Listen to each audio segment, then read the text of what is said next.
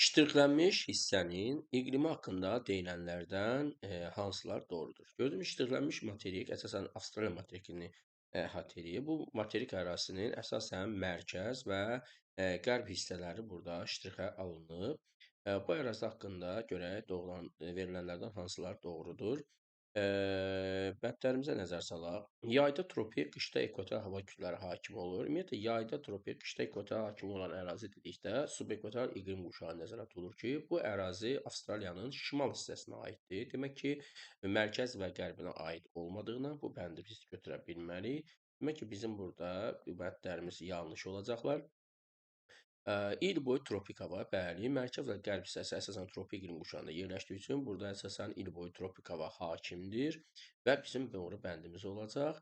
Və burada fiziki aşımlı tropik ərazilər səhralar olduğundan, səhralarda da gündüz çox isti, gecələr çox soyuq olduğundan fiziki aşınma sürətli gedir, 2, 3 və səhra və yarım səhralar da burada geniş yayılıb. Elə demək ki, bizim doğru bəndimiz elə burada 2, 3 və 4 bəndləri olacaq.